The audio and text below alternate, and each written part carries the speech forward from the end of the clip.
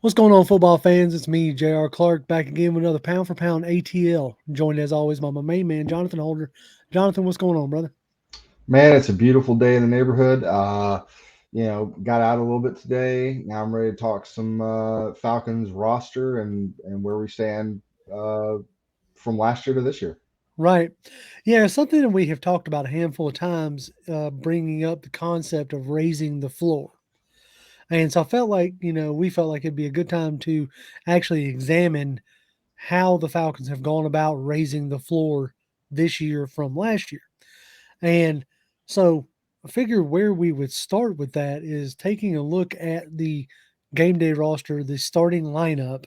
Now, obviously, you sub in on guys and all this other jazz, but just looking at the starting lineup of the last game of the season and see how much has changed from then to now, so to speak.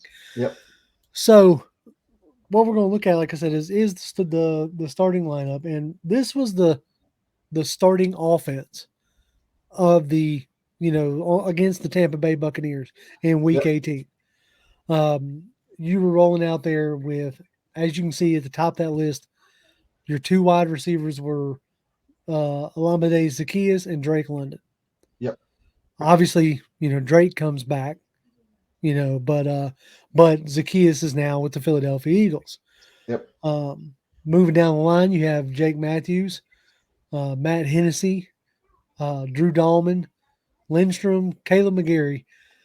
Mostly that is going to be what's intact, I would think, and we'll examine that here in a second. Yep. But the big question mark was left guard, Yeah. right?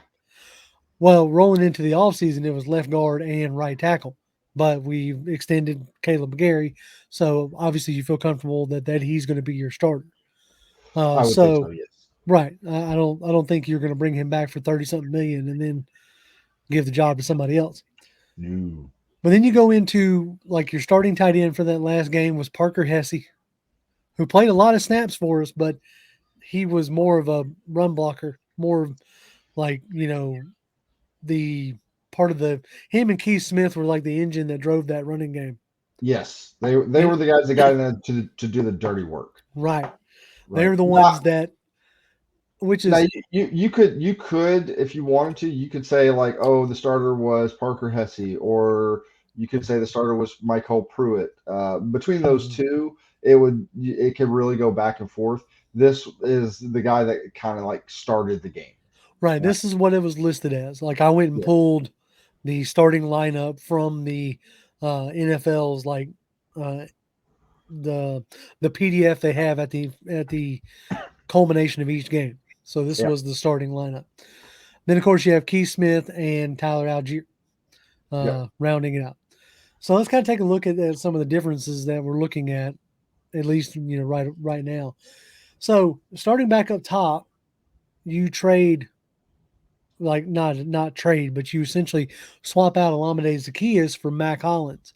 Yep. As of right now, he's your number two, and he caught almost what 700 something yards, so he caught a couple hundred more yards than Zacchaeus did last year, Yeah. and I think he had 4 or 5 touchdowns. I'd Somewhere in have that to. neighborhood. It was. I'd have to look it up specifically, but yeah, he Zacchaeus I think had like three or four He had three. season.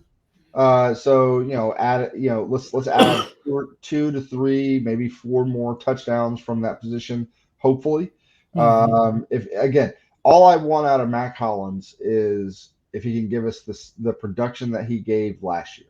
Right, If he can give us that same production, that will go a long way to helping this offense. right. Obviously, Drake London is your number one still. Yes. I think he'll fully. I think by the end of the season, when Ritter came in, he fully cemented himself as your number one, Hmm. and I think he carries that going forward.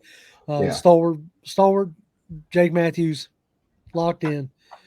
But Yep. here's our next big shakeup. They drafted Bergeron in the second round. Yep. Traded up for him. Right. So you got to feel like that, unless he just falls on his face in training camp, Yeah. that he's going to be your starting left guard. Now, I'll say this: their plan for him is to be the left guard. Their plan for him Hmm. is to be the left guard that you plug in and play day one. However, with what we've seen of this particular coaching staff, is that if they don't feel a guy's ready, they're not going to play him. Right. If they don't, it doesn't matter what we think. Doesn't matter if we think he should, like just like with Ritter. It doesn't matter like, well, he should have come in after the first bear. He should have come in and played that first or the Bears game. Or whatever game you think that he should have started in. The Right. coaching staff did not feel he was ready to start. Right. Okay, outside of injury, right? And whether you want to call it an injury or not, I mean, Mariota ended up getting surgery done on his knee, so he had some kind of an issue. But whether it was really enough to keep him out of games or not is a whole different matter.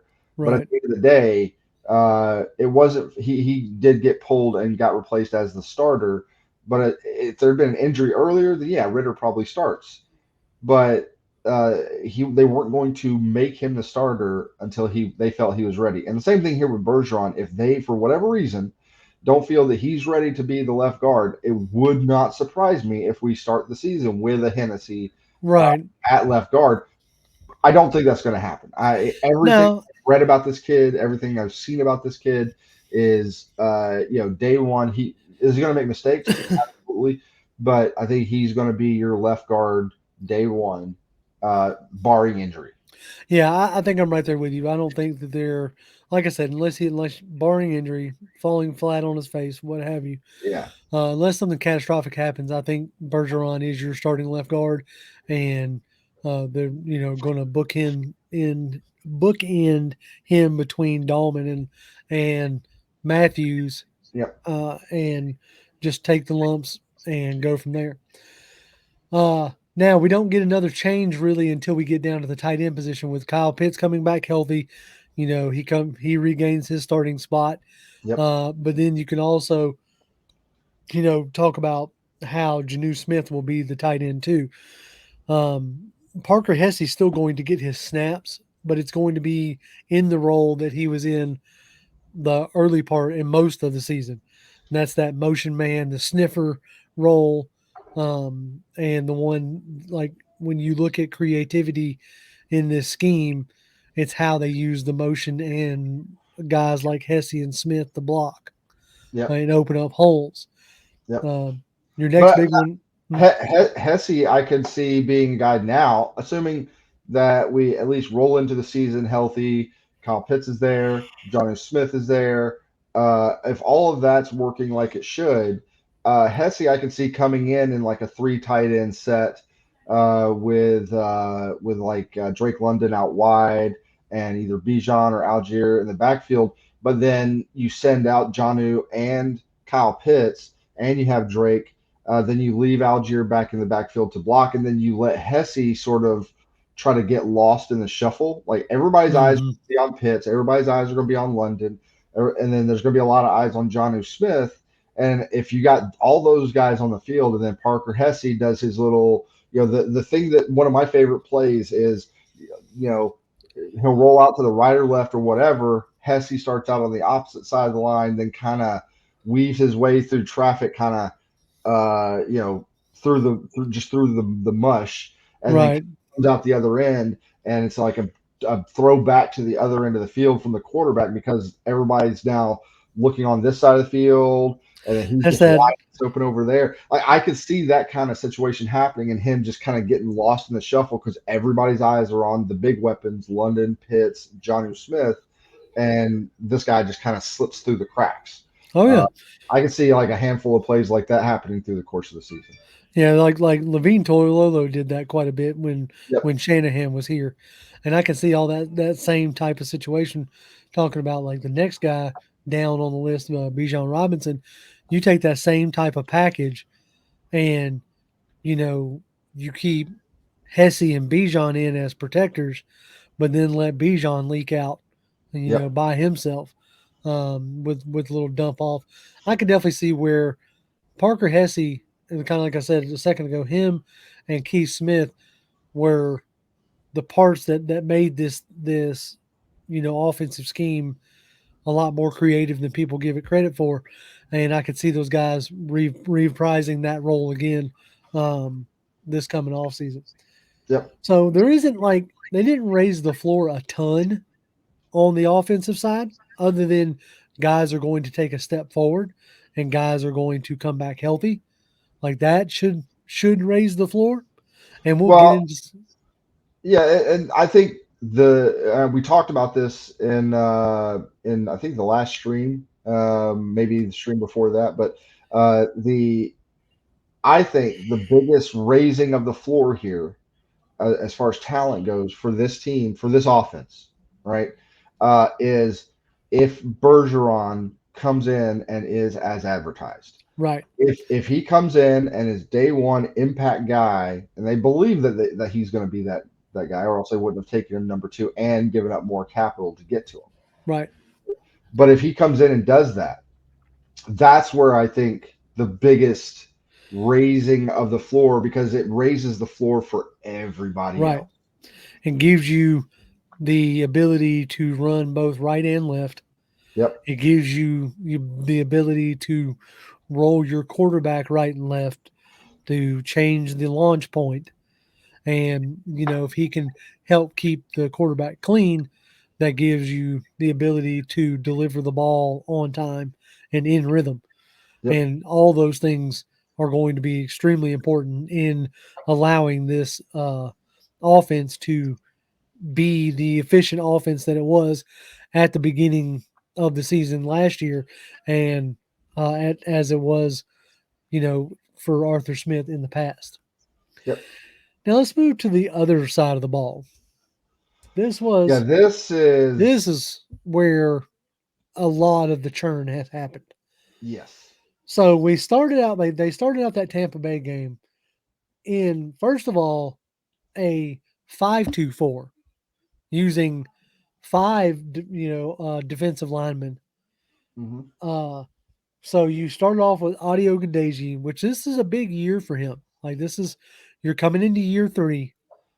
Right. Um, He's you gonna. know, He's gonna. I think he's gonna struggle just to make the roster. right. It's like he's potentially on the bubble because, like, what are you? Are you just a run stuffer? Like, can you provide any more? You showed flashes your rookie season, but you faded big time, and then you didn't really like show up at all in year two. Really, not really. So then you move into Abdullah Anderson, who's not even on the team anymore. Yep. Grady Jarrett, obviously, fixture on the defensive line. Timmy Horn, who was an undrafted guy who was counted on way too much last year. Yep. Like, he should go back to his rightful spot as a depth piece. You Yep. know, Lorenzo Carter. The big question is, like, what's his role going to be in this defense? Like, is he going to be more of a Sam linebacker? Is he like, there's going to be that's some interesting, like, discussion that we could have there. Um, Inside linebacker Rashad Evans obviously is not on the team right now. That could Mhm. change before camp comes along. I know Terry Fontenot has brought his name up a couple times, but as of yet, they haven't re-signed him. Does Troy Anderson take a big step next year or this coming season? They seem to be counting on him quite a bit. Yep. Um, Obviously, AJ Terrell is, you know, our CB1. Having that side locked He, down. like out of all the guys that we have on here for defense. Now, obviously, we know some of these guys are definitely coming back. But Mhm. like, if I had to say, like, there were two locks that were not going anywhere, regardless of whoever else was brought in, it would have been Grady Jarrett one, AJ Trill two. Like, It's those are kind of really the like only two guys that, like, in my mind, as long as they keep performing the way they're performing, they had no. There was they not they going to be kind any of have competition that for their that spots. feel of Jake Matthews and Chris Lindstrom Yes. on the other side of the ball. Yep. It's like, AJ Terrell and Grady Jarrett. Like, Grady Jarrett's the Jake Matthews. He's the stalwart veteran. He's the leader of that defense. He's the pulse and the soul of that defense. And then you got, AJ Terrell, who's the budding star, who will probably be earning himself a pretty big contract. Probably this year, maybe next year, depending. Then you go with Cornell Armstrong, who is still on the roster, but with what they have done depth wise, he's got an uphill battle to fight. Yeah. Then you got Richie Grant and also Jalen Hawkins, another like uphill battle. So let's take a look at what they've added And this, like I said, this is the biggest one. Okay, so you got like, I think this year Ebiketie like Hmm. pretty much takes over from where Ogundeji was at. Yeah, He turned in a solid rookie season, and I think he takes a big step forward. When people act like, "Oh, we didn't add any pass rushers," I think a lot of folks forgot that we spent a second round pick on Ebiketie, so yeah. they're expecting him to take a step forward. Yeah, and I mean, like the first 2/3 of the season, uh, the sack numbers obviously didn't end up being there, Right. but if you look at just the win rate on their pass rushes, especially when it comes to like the rookies, and this is like Hmm.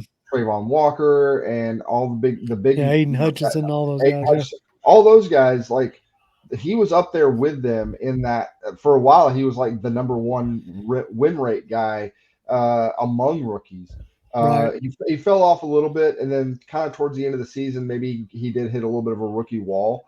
But either way, throughout a good chunk of the season, he was winning his battles at a good enough rate that if he had any kind of help around him, then those numbers, the sack numbers, definitely probably go up.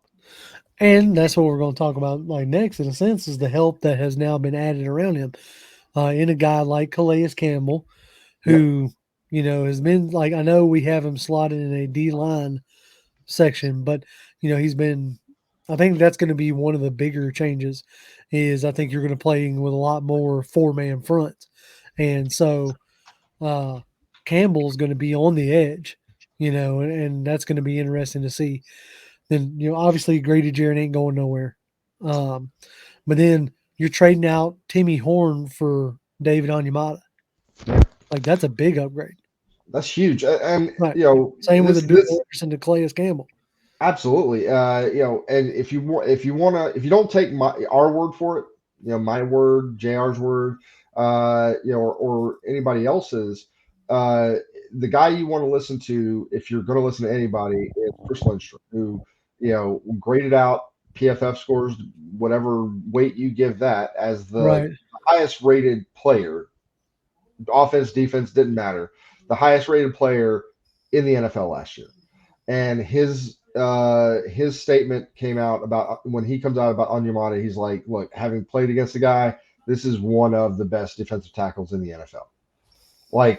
so, don't listen to me. Don't listen to any other analyst that talks about whether he's good, bad, indifferent. I'm going to go with a guy who's had to face him twice a year his entire career to this point, uh, Right.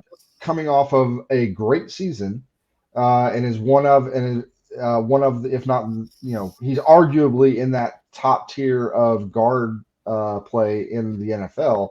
And he's saying this guy is like one of the best defensive tackles in the NFL. So, Exactly. yeah, And then like as far as the depth at edge rusher now in a lot of senses, like we put Bud Dupree here, but you're also talking about another second, like we'll get into that here in a minute, but talking about another guy like in D'Angelo Malone or what have yep, you. But these are guys like if they roll out in this type of a formation, I could easily see it being Ebiketie on one side, Bud Dupree on the other, with Calais Campbell, Grady Jarrett, and David Onyemata, you know, on the line itself with hmm, either Onyemata or Eddie Goldman in the middle. yep, So, like, yeah, this is just trying to give you a visualization of how the floor itself has been raised. Then you go from Rashawn Evans to Caden Ellis. That might some folks might consider that a lateral move. It'll be interesting to see how they use Caden Ellis. Um, was is he going to be more of a traditional linebacker, or are they going to continue to use him in the hybrid nature that Nielsen used him in New Orleans? yeah. So Demario Davis speaks really highly of him. right, So like and I hear this talk. See it on Twitter. Is like Caden Ellis wouldn't even be a starter for us. I was like, well, but he did start like the entire second half of the season. right, Give you and not just started, but he started and produced. He gave sacks. Guy was good in coverage. You yep, know, like he can do the things that you need him to do. exactly. And so like if coverage wise, I think he gives you, a little bit of an upgrade over Evans Yes. in potential coverage there. Um, Troy Anderson, they're obviously hoping for a big, step up in his second year. Um, we just talked about the stalwart that AJ Terrell has become, and then now you pair him with Jeff Okuda, the Yeah. cornerback that was taken higher than him in the same draft, who looks to be finally like healthy and hitting his stride, then that should give you a big upgrade over Cornell Armstrong. Oh yeah. You And know, then, and then again, what we'll talk about here in just a minute with a couple of the other slides we're going to look at, like there's a log jam in big time. in the cornerback room. So I think the plan is for Okuda to be that cornerback too, Hmm. the running mate with AJ Terrell. I think that's the plan. That's what they're hoping happens. But I mean, you got him, you got Mike Hughes, you got uh, Clark Phillips. The third, We yep. got we got Trey Flowers. We still got some other guys from last year that are not on this list. So there's a bunch of guys that could potentially end up being quarterback too. I think though, if things work out the way that the front office wants them to, I think Okuda is going to be your guy. Yeah, I think so. And then obviously Richie Grant comes into year three, second year as a full time starter. Probably going to slot more still down in the strong safety type deal. And then the biggest upgrade of all, you're going from Jalen Hawkins to Jesse Bates. Yeah. Like those, like Akuda and Bates have the potential of like bringing the floor up big time in the secondary, like in a Yep. way that we haven't seen since like the one really amazing year of Willie Moe and Thomas Deku, and the first year of Robert Alford and Desmond Trufant. Yep. Like it's been a minute since we've had a formidable secondary such as this. Yeah, and the my hope is that the secondary is better at giving one extra second, like an extra Hmm. beat, right? Because there were times last year where we were writing guys' faces, but and we would get there pretty quickly, but the guys would have the full 3 seconds to get rid of the ball. And against the better quarterbacks in the league, sometimes you don't even get that much. Like Tom Right, Brady getting rid of the ball, I think on average it was like less than 2 seconds after snap. right. So You yeah, know, you got to be on it, and you got to cover. you just got to make them hold that ball for another second. And if you can do that, then you're going to end up running into more sacks just because of that. So, So now let's look at some of like the deeper, uh, like depth pieces. yep, First, we were there. We were just kind of talking about the starters in a sense, and here's where the floor like really gets raised. Looking at this, like you have a slot receiver of either Scotty Miller or Slade Bolden, um, which those are two very like interesting, pickups there. yeah, Scotty Miller didn't get a ton of work down in Tampa Bay, but he seems to be a guy who is, a shifty guy who can create some separation, give you some stuff out of the slot. We already talked about Mac Hollins and Drake London, but here's where the one part where I'm like slightly concerned because like if Drake goes down for an extended period of time or Mac Hollins goes down, like this is where it kind of starts to get a little sketchy. This graphic that I pulled doesn't include some of the guys like Bernhardt or whatever, Jared Bernhardt, but you have Drake London and Justin Marshall. That doesn't give you a ton of confidence there. yeah. Uh, but on the other side, you got Cordell Hodge, who was kind of productive for us last year. Um, Mainly a special teams guy, but yeah, like he can get you the odd catch here and there. right. But I think what they're really going to be leaning on is this one right here in the Oh tight yeah, end section. oh yeah, Kyle Pitts, Janu Smith, Parker Hesse. It would not surprise me one bit if they, sometime before the season starts, that they actually brought Michael Pruitt back. Kind of surprised they hadn't brought him back yet. yeah, But this and then the running back, I think, is where you're getting where they feel they're most confident at.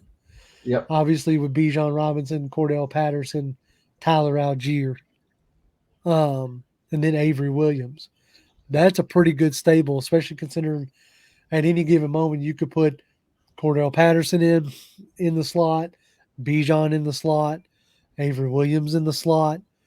So, like the fact that this, lined up underneath each other, kind of, kind of makes sense here. But this is a far different look than what we had last year. Yeah, and I think you're going to see a lot of when you have two wide receivers. Your number one's obviously going to be Drake, but I think that number two could be anybody from Kyle Pitts to Cordero Patterson to Mac Hollins to Scotty Miller. I Right. think the number two wide receiver or number two target in any given situation is could literally be any of these guys because any of these guys from London to Pitts to Smith to Robinson, Patterson, even Algier, uh, you know. I think really like your main number one targets are probably going to end up being London, Pitts, Smith, Robinson, Patterson. I Yeah, think those, I think those that's are going to be your like those are the guys that you're going to build plays and say this is our this is your preferred, this is where we progression. would like to go. Yeah, like um, in the progression of the play, I can easily see the progression being depending on the play. Like target one is either London or Pitts.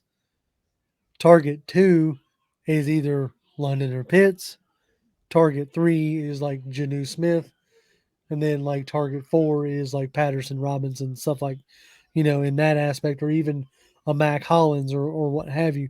But I yeah, really see like Drake London and Kyle Pitts being target 1A and target 1B, yeah, in that aspect. Um, Now on the offensive line, like I said, pretty standard. Like Hennessy makes for now a really good backup in the sense of he can be a backup for the center or the left guard.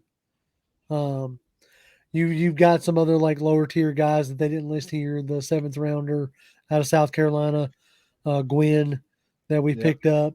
Um, you have Justin Schaefer from last year.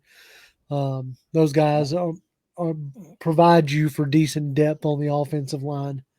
Um, but on the defense, this is where it starts to get like real, like nutsoid, in my opinion, defensive line, and cornerback.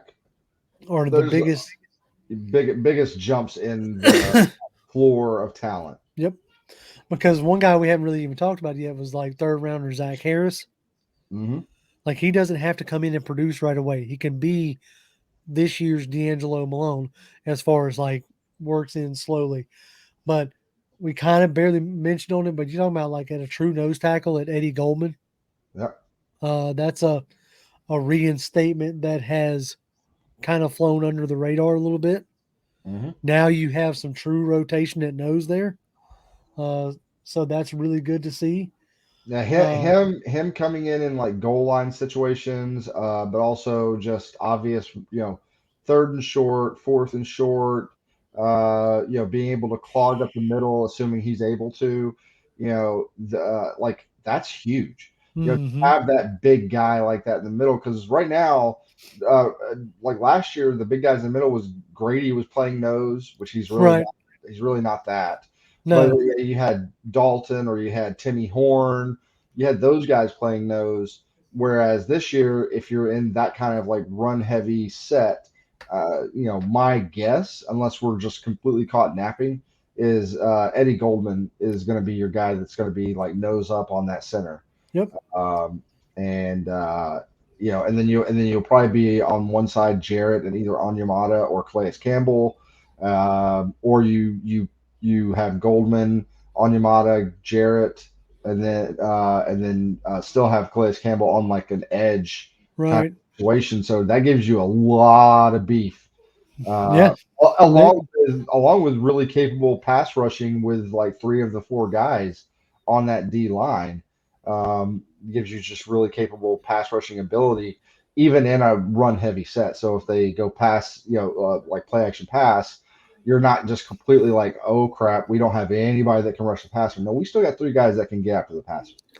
now So this particular like graphic here, I don't know why they have Michael Walker instead of Troy Anderson.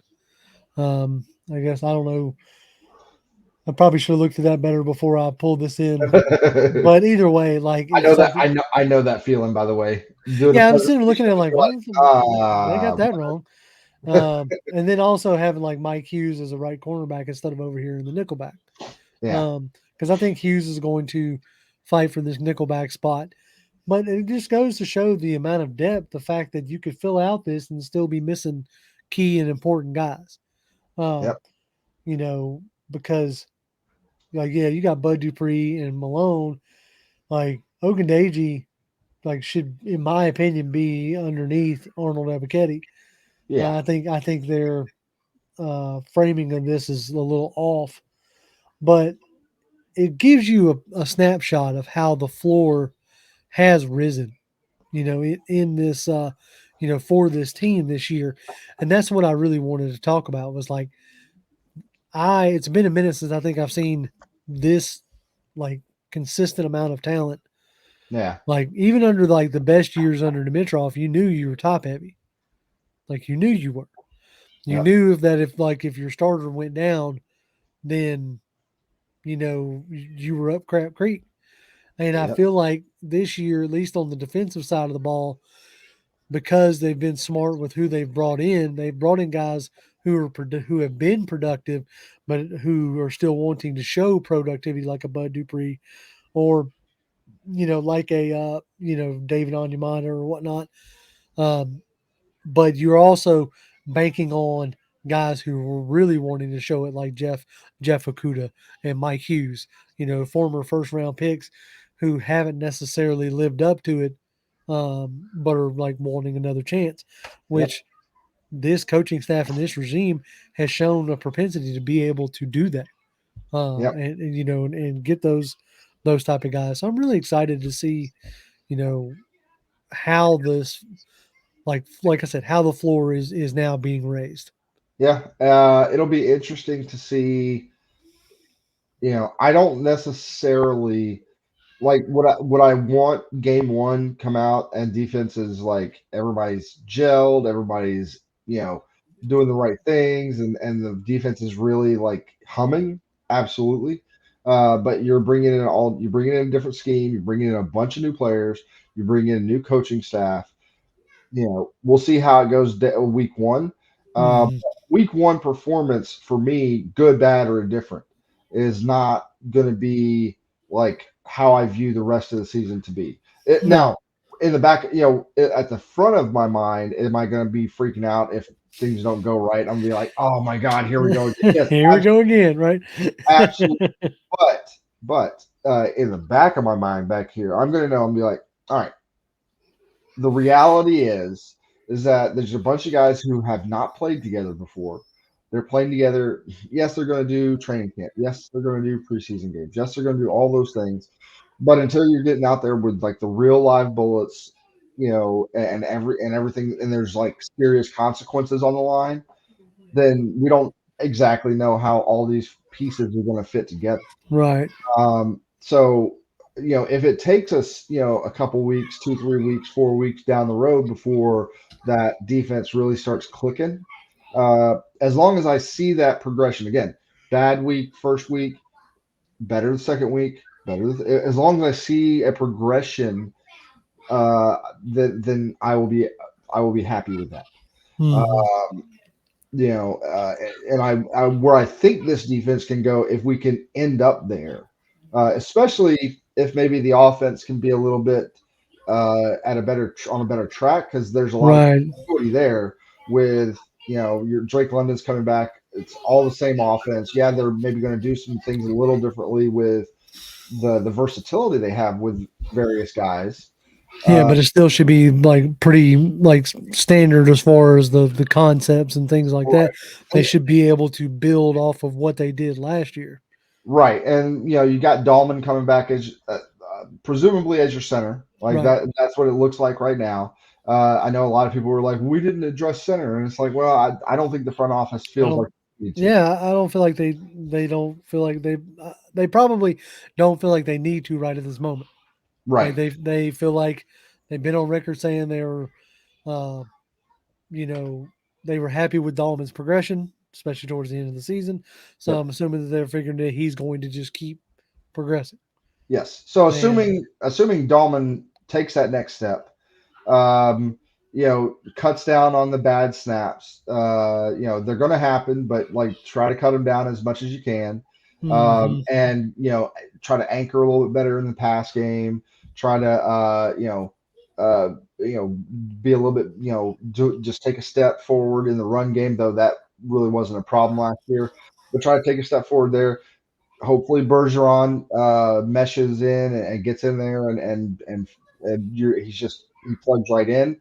And if that happens and the offensive line at minimum is playing run blocking and pass blocking to the level we were at the end of last year, and then we can build on that, right. then I think this offense will be good enough that it can maybe carry the defense a little bit.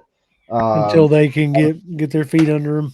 Right. Yep. And if that happens, if like let's say for the first 4 games of the season we go 3-4 or even 2-2, and the defense, while may not has been great, has gotten better each week. And I see that progression and I see like things like you can see it happening, then I will be okay with that because that bodes well for later in the season as those guys get better and better and more entrenched in their in that defense and in the terminology and in the concepts that they're wanting to Mhm. do, then all that stuff starts to become second nature. They're not thinking as much; they're just doing. And that defense can get better and better as that season goes along. And I think that would bode well for us in the late season when we're going to be playing some teams that I would have preferred to maybe play a little bit earlier in the season. Yeah. But when you're talking about going up against Aaron Rodgers and the Jets and Richardson and the Colts and those guys, those are teams that I think later on in the season are going to be in better shape than maybe they start out with. Maybe the Jets start off like hot as everything, and they're undefeated. Who knows? But That would be I would like to maybe see that kind of a team earlier in the season. right. No doubt, no doubt. Well, yeah, but like I said, I'm encouraged by the depth on the team now. I think it's in a place that it hasn't been in quite a while. Absolutely. So I think that'll do it for us today. We appreciate y'all tuning in. Uh, we will be back live on Tuesday, as we always are. Yep. Y'all can follow me on Twitter. I'm at Grimm1128, GRIMM1128. Jonathan, You can reach me at Jonathan M. Holder. Come by, say hi. there you go. And as always, Falcons fans, rise up. Rise up.